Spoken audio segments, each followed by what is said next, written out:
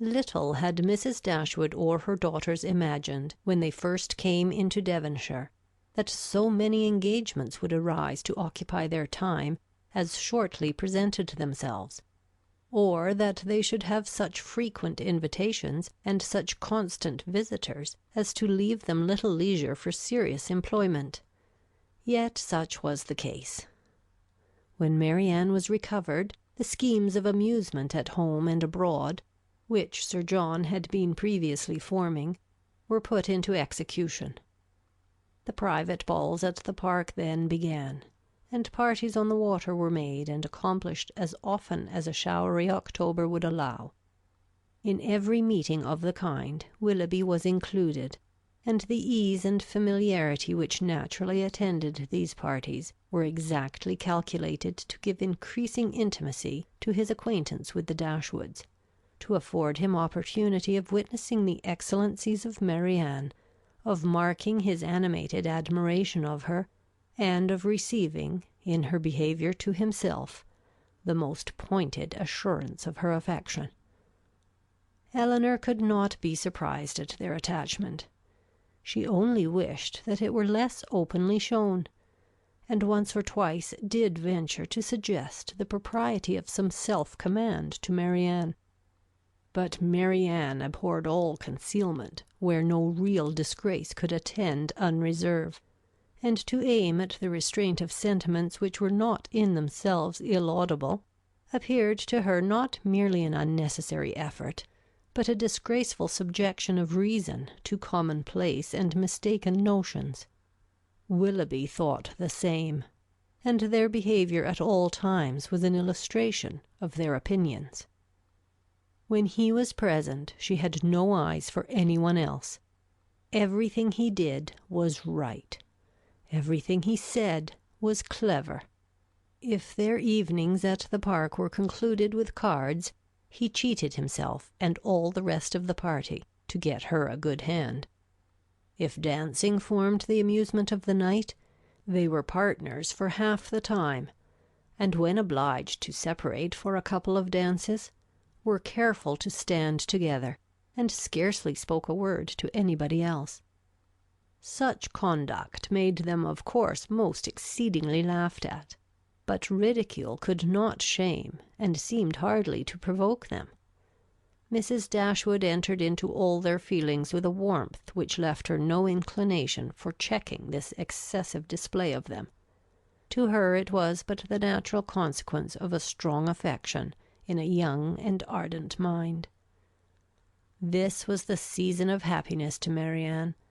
Her heart was devoted to Willoughby, and the fond attachment to Norland, which she brought with her from Sussex, was more likely to be softened than she had thought it possible before, by the charms which his society bestowed on her present home.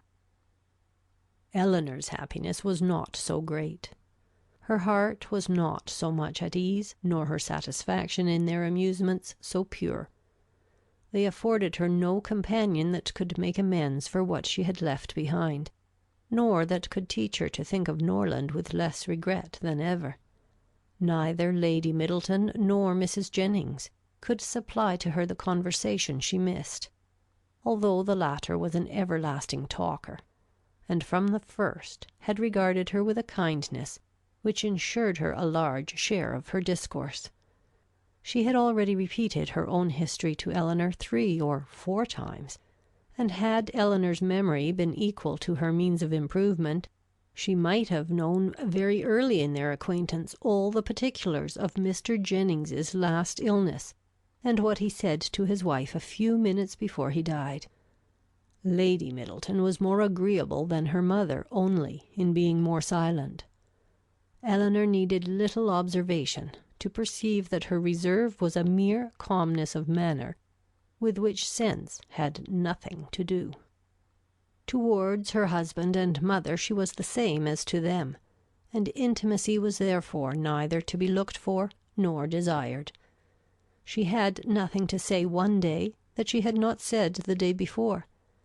Her insipidity was invariable, for even her spirits were always the same, and though she did not oppose the parties arranged by her husband, provided everything were conducted in style and her 2 eldest children attended her, she never appeared to receive more enjoyment from them than she might have experienced in sitting at home, and so little did her presence add to the pleasure of the others, by any share in their conversation, that they were sometimes only reminded of her being amongst them by her solicitude about her troublesome boys. In Colonel Brandon alone, of all her new acquaintance, did Elinor find a person who could in any degree claim the respect of abilities, excite the interest of friendship, or give pleasure as a companion. Willoughby was out of the question. Her admiration and regard, even her sisterly regard, was all his own, but he was a lover. His attentions were wholly Marianne's, and a far less agreeable man might have been more generally pleasing. Colonel Brandon, unfortunately for himself, had no such encouragement to think only of Marianne, and in conversing with Elinor he found the greatest consolation for the indifference of her sister.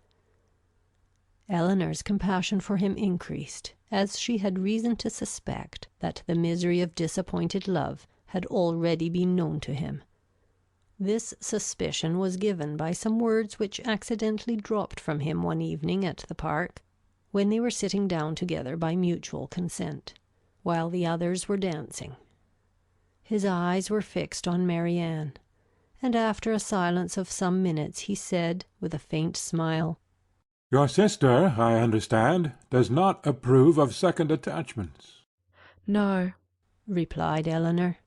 "her opinions are all romantic." "Or rather, as I believe, she considers them impossible to exist." "I believe she does. But how she contrives it, without reflecting on the character of her own father, who himself had 2 wives, I know not. A few years, however, will settle her opinions, on the reasonable basis of common sense and observation, and then they may be more easy to define and justify than they now are by anybody but herself." "This will probably be the case," he replied. "and yet there is something so amiable in the prejudices of a young mind, that one is sorry to see them give way to the reception of more general opinions." "I cannot agree with you there," said Elinor. "There are inconveniences attending such feelings as Marianne's, which all the charms of enthusiasm and ignorance of the world cannot atone for. Her systems have all the unfortunate tendency of setting propriety at naught, and a better acquaintance with the world is what I look forward to as her greatest possible advantage." After a short pause he resumed the conversation by saying, "Does your sister make no distinction in her objections against a second attachment? Or is it equally criminal in everybody?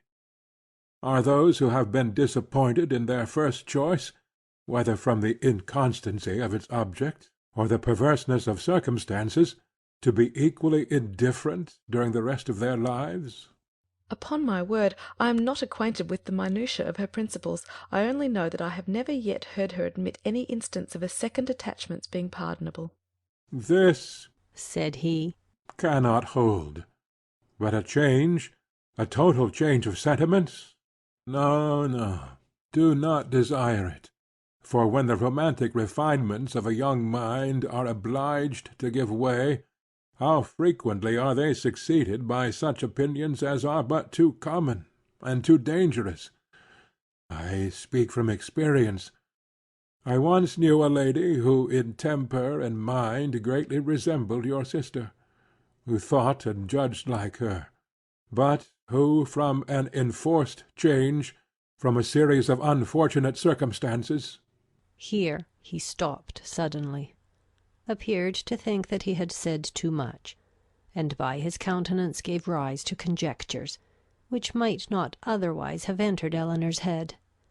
The lady would probably have passed without suspicion, had he not convinced Miss Dashwood that what concerned her ought not to escape his lips. As it was, it required but a slight effort of fancy to connect his emotion with the tender recollection of past regard. Elinor attempted no more.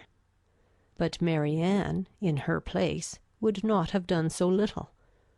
The whole story would have been speedily formed under her active imagination, and everything established in the most melancholy order of disastrous love.